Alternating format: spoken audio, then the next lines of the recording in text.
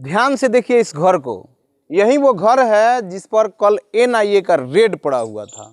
हम अपने होश में पहली बार सुने हैं कि हमारे क्षेत्र में किसी मुखिया के घर, किसी व्यक्ति के घर छापा पड़ा हुआ है, और वो भी राष्ट्रीय जांच एजेंसी की, एनआईए की रेड पड़ी हुई है। आइए हम बात करने का कोशिश करते हैं, आखिर इन्होंने कौन सी गलती की, कौन सा अपराध किया कि जिस वजह से इनके घर एनआईए का रेड पड़ा हुआ है। फिल्मों में देखे थे, न्यूज में सुने थे कि एनआईए की जांच होती है, लेकिन पहली बार लाइव आंखों के सामने देखने को मिला है और सुनने को मिला है कि हमारे क्षेत्र में किसी व्यक्ति के घर एनआईए का छापा पड़ा हुआ है। सीएजी की एक रिपोर्ट आई जिसमें 71,000 करोड़ रुपए का घोटाला बिहार में सामने आया। 71,000 करोड़ मीन्स, हम आपको साधारण भाषा में समझाने का प्रयास करेंगे कि 71 को नया मेडिकल कॉलेज बिहार में खुल सकता था। उतना पैसा का कोई हिसाबे नहीं है। आज हमारे साथ है राहुल सिंह जी, अरेराज खजुरिया गांव से है, और इनके घर जांच पड़ताल करने के लिए कई सारी टीम आई, एसटीएफ आई, एनआईए आई। क्या क्या हुआ ये सब जानने का प्रयास करेंगे, बताने का प्रयास करेंगे। जी, आप मुखिया भी हैं? हमारी पत्नी मुखिया है। अच्छा, आपकी पत्नी मुखिया है जी। क्या कारण था कि आपके यहाँ एसटीएफ की जांच आई? देखिए, अब इतना तो हम नहीं बता सकते हैं कि किस कारण से ये। अब आप लोग पूछते एसटीएफ वाले से, आप लोग पूछते एनआईए वाले से। हम लोग तो पूछे तो ऐसा कुछ नहीं बताए, बोले कि हाँ मैंने यहाँ पे अवैध हथियार है, इसके सूचना पे हम आए हैं। मतलब कि एनआईए की टीम, हम लोग समझते हैं कि जो आतंकवादी गतिविधि करते हैं, जिनके घर मतलब ऐसी चीज़ें हो जो मतलब देश विरोधी चीज़ें होती हैं, वैसे जगह पे एनआईए जाती है। ऐसा है क्या आपके यहाँ? मेरा छवि खराब करने के लिए सब चीज़ किया जा रहा है। कभी एनआईए आ रही है, हमारे यहाँ आई तो मेरे दरवाजे पे 2 भारत का झंडा लगा हुआ है। हम किस आतंकवादी गतिविधि में लिप्त हैं हमको बताए ना। हम तो उनसे पूछे कि आप हमारे यहाँ किस लिए आए हैं, आप बताइए। आप हमारे यहाँ रेड किए, मेरे यहाँ क्या क्या चीज़ आपको मिला? जहाँ उन लोगों को करना है, जहाँ पे हर चीज़ है, वहाँ पे कोई नहीं जाएगा। लेकिन हम एक आम आदमी हैं, यहाँ के लोगों से कनेक्टेड रहते हैं। हम पे तो बहुत ज़्यादा दबाव यहाँ पे बनाया गया प्रशासन के द्वारा भी। उसमें से कुछ प्रशासन यहाँ से चले भी गए हैं कि तुमको बिहार में नहीं रहना है, बिहार से तुम बाहर रहो। अनावश्यक दबाव। क्या बात कर रहे हैं? मतलब आप बिहार छोड़ के चले जाइए, ये प्रशासन बोल रही है? हाँ, प्रशासन बोली है। जिस समय परिस्थिति आने जी, उसका नाम भी बताएंगे हम। तो आप मतलब यहाँ के नागरिक होते हुए आप कहीं और चले जाइए? तो यह बात तो अब हम कैसे कहें? हम तो यहाँ के नागरिक हैं, यहाँ पे मेरा घर है। अब उन लोगों का कहना है कि छोड़ के चला जाए, तो हम कहाँ जाएं? मने अब यहाँ से जाएं तो अब बिहार से बाहर जाएंगे तो फिर एनआईए यहाँ आई है, तो एनआईए तो राष्ट्रीय एजेंसी है, तब वो कहेगा कि इंडिया में तुम मत रहो, तो हम कहाँ रहेंगे? हमको सरकार पासपोर्ट दे दे, हम चले जाएंगे देश छोड़ के। जब उस तरीक़े से जब ट्रीट करेगा तो आम आदमी क्या करेगा? जरा गौर से देखिएगा, ये आदमी जो हमारे बगल में बैठे हुए हैं, ये कोई पाकिस्तानी नागरिक नहीं है, ये कोई बांग्लादेशी नागरिक नहीं है, और ना कोई रोहिंग्या है। आखिर ये देश छोड़ के जाए तो जाए कहाँ? प्रशासन कह रही है कि आप बिहार छोड़ के अलग रहिए। ऐसा क्यों है भाई? तब वही लोग बता सकते हैं कि क्यों है।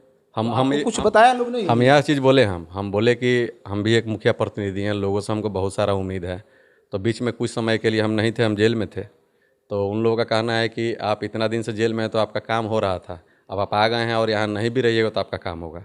उन लोगों का यह कहना है कि चुनाव तक तुम यहाँ मत रहो। नहीं पता हमसे क्या दिक्कत है, हम चुनाव में किसका मदद कर रहे हैं, किसका विरोध कर रहे हैं। कहीं ना कहीं आपके चेहरे पर लोगों ने आपके पत्नी को जिताया होगा। बेशक लोग आपके पास आते होंगे। आते हैं, जब हम गांव में रहते हैं तो हर रोज़ सैकड़ों लोग आते हैं। बीच में कुछ लोग जो हमको मना किए थे, वो लोग, उन लोगों का जब यहाँ से ट्रांसफ़र हो गया तब हम आए हैं। और इस महीना में हम 1 तारीख से कंटिन्यू हैं, और 1 तारीख से कंटिन्यू है तो 2 बार हमारे यहाँ रेड हो गया। कहीं मुखिया के काम में कहीं इधर उधर तो लिप्त तो नहीं है, कहीं गड़बड़ में? अच्छा, तो उसका जांच करे ना, काम का ना जांच करे। काम का जांच करेगा कि मेरे घर में सामान का जांच करेगा कि बैग में क्या है, बेडशीट में क्या है, शर्ट में क्या है, इस सब चीज़ में क्या मिलेगा? 2 बार हम तो बोले कि हमको एनओसी दे दीजिए। जब आप मेरे यहाँ छापेमारी किए, जांच में जब कुछ नहीं मिला तो हम बोले कि एनओसी दीजिए, लेकिन बोला लो कि ठीक है, ये भी एनओसी भी मिल जाएगा, लेकिन दिया कहाँ कोई?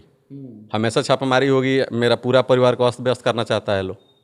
अब आम आदमी बताइए क्या करेगा? लोग कहता है कि हाँ यह व्यक्ति गलत हो गया।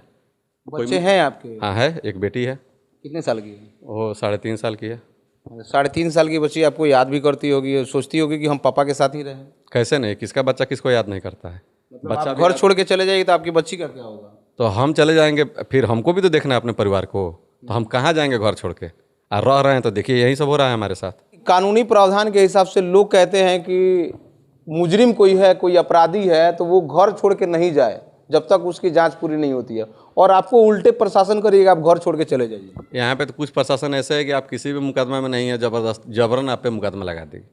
कुछ लोग ऐसे हैं, नहीं पता वो किससे प्रेरित हैं, कौन सा कानून पढ़े हैं, आप जिसमें नहीं है उसमें भी आपको इन्वॉल्व किया जाएगा। किसके संकेत पे ये सब हो रहा है?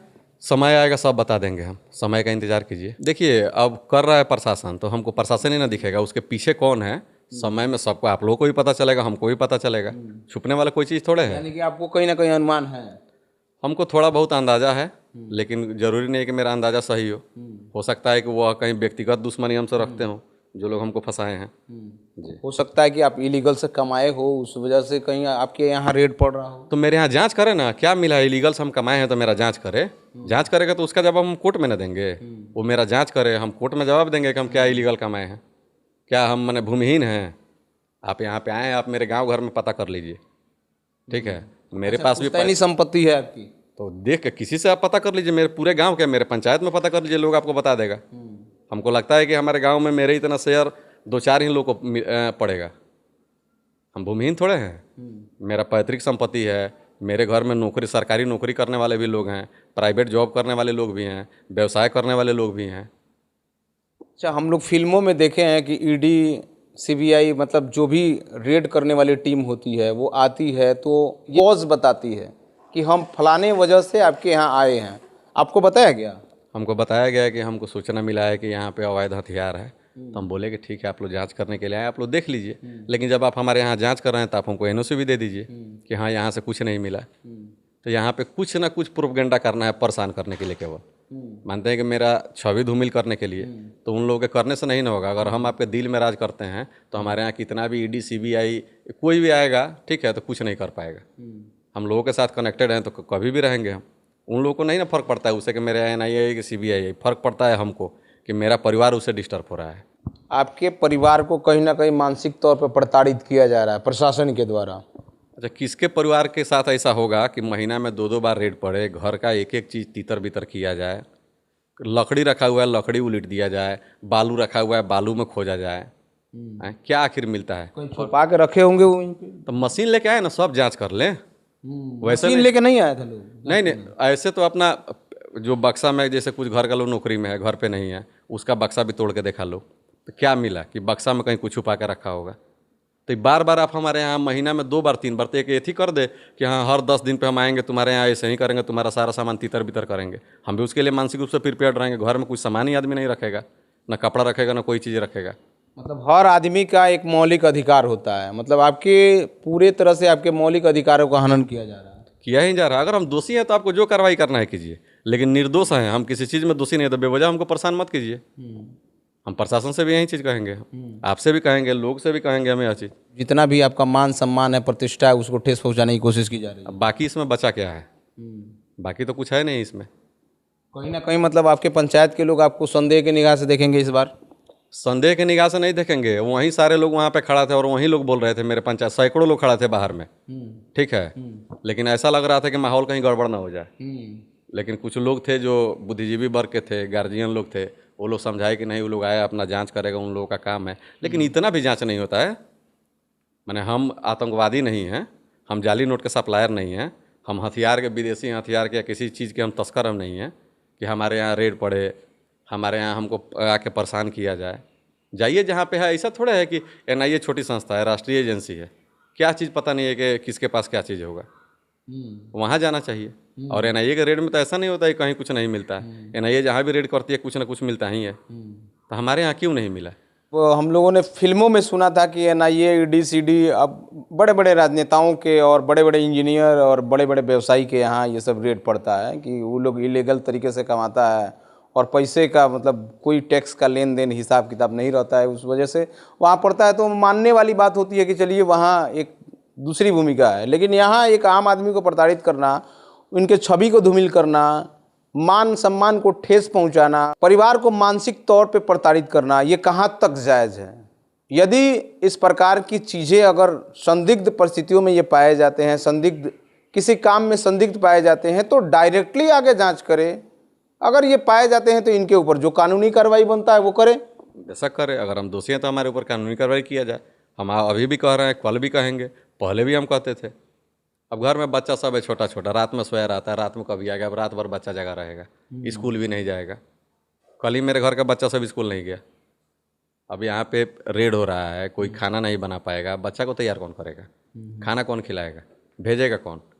कोई घर से बाहर से अंदर नहीं आना चाहिए, अंदर से बाहर नहीं जाना चाहिए। लग रहा था कि बहुत बड़ा मैंने ये मसूद अजहर के यहाँ आया है लोग, ऐसा वो लोग का मैंने बिहेव था। मतलब मसूद अजहर के यहाँ लोग जाए तो इतना सारा मतलब दिमाग लगाने की जरूरत नहीं है, लेकिन आम आदमी के पास आए तो मसूद अजहर की तरह ट्रीट किया जा सकता हाँ, तो वही ना कि कोई कहीं नहीं जाएगा, बच्चा तक नहीं जा सकता है, मतलब स्कूल भी नहीं गया सब। है। तो इसका मतलब हम क्या समझें? अपने जनता को या अपने चाहने वालों को और आगे क्या कहिएगा? हमारे चाहने वाले सब जानते हैं कि हम कितना दोषी हैं। सारे लोग जान रहे हैं कि हमको प्रताड़ित किया जा रहा है। सारे लोगों की संवेदना, जितने भी मेरे अपने हैं, सारे लोगों की है। और समय आएगा तो अगर ज़्यादा परेशान होंगे तो सारे लोग हमारे साथ चलेंगे, जाके धरना प्रदर्शन जो भी लोगों से बन पड़ेगा करेंगे। हमारे यहाँ बहुत सारे लोग आए कि हम लोग चलते हैं यहाँ पे, इस प्रशासन से मिला जाए, यहाँ आवेदन दिया जाए। हम बोले कि ठीक है, हम देख लेते हैं इसमें क्या हो रहा है आगे, उसके बाद आप लोग जैसे बोलेंगे वैसा हम करेंगे। जिसके इशारे पे ये तंत्र काम कर रही है, उनको क्या मैसेज दीजिएगा? अब किसके इशारे पे तंत्र काम कर रही है इसके विषय में हम स्पष्ट कुछ नहीं कह सकते हैं, लेकिन पता चल जाएगा। कोई चीज़ छुपता थोड़े है। 10 दिन, 20 दिन, 2 महीना, 4 महीना, 6 महीना में पता चल ही जाएगा। जो भी लोग बैठे हुए शीर्ष में, उनसे आप क्या निवेदन करिएगा, क्या बोलिएगा? अरे हमें तो जो जानकारी है कि अगर किसी के ऊपर कोई क्लेम रहता है तो कोर्ट भी बोलती है कि आपको कोर्ट में उपस्थित हमेशा होना है, थाना पे उपस्थित होना है, या प्रशासन भी बोलती है। लेकिन यहाँ पे एक व्यक्ति विशेष प्रशासन में थे, नहीं पता उनसे मेरा क्या व्यक्तिगत दुश्मनी था, या किसी के इशारे पे बोल रहे थे कि नहीं तुमको यहाँ बिहार में रहना ही नहीं है, आउट ऑफ स्टेट रहना है। तो आप ही बताइए कि हम आउट ऑफ स्टेट रहेंगे, मेरे ऊपर कुछ मुकदमे हैं, हम कोर्ट कैसे जाएंगे? कोर्ट नहीं जाएंगे, मेरा तारीख टूटेगा। तो होगा कि हम आउट ऑफ स्टेट हैं, तो वो प्रशासन हमको रिटर्न में भी नहीं दिया। हम बोले थे कि आप हमको लिख के दे दीजिए कि हम आउट ऑफ स्टेट हम रहे हैं। आपराधिक मामलों में जो लोग फंसते हैं उन्हें तो कोर्ट आदेश करती है, पुलिस प्रशासन भी आदेश करती है कि आपको घर छोड़ के नहीं जाना है, और उल्टा आपको बोला जा रहा है कि आप घर छोड़ के चले जाइए। मेरे साथ भी ऐसा आदेश है कि आपको तारीख पे आना है, आपको थाना पे जाना है, लेकिन उनके द्वारा कहा जाता था कि ठीक है, जब जरूरी होगा तो आना है जी, बाकी दिन आप बाहर रहिए। हाँ, आउट ऑफ स्टेट रहिए, बाहर भी नहीं, मैंने आउट ऑफ स्टेट रहिए। बाहर तो हो गया कि हम गांव से बाहर चले गए तो बाहर हो गए, लेकिन आउट ऑफ स्टेट रहिए। तो अब बताइए कि आदमी कहाँ से उतना अर्थ का व्यवस्था करेगा कि अगर हम दिल्ली रहें, पंजाब रहें, यूपी में रहें, कहीं रहें, तो आने जाने में खर्चा नहीं है। और मेरा यही काम बचा हुआ है कि अब हम भागते रहें अपना घर छोड़ के। कि मैंने किस जुर्म में भागेंगे हम किस जुर्म में? गलती करेंगे तब ना। लेकिन वह हमको लगता है कि किसी के इशारे पे उनके द्वारा हमको बोला गया था। हमारे साथ राहुल सिंह जी थे और इनके साथ जो परिस्थितियां थी, इन्होंने अपना बयां किया। आप इस वीडियो के बारे में क्या ख्याल रखते हैं, कमेंट सेक्शन में बताइएगा। जय हिंद।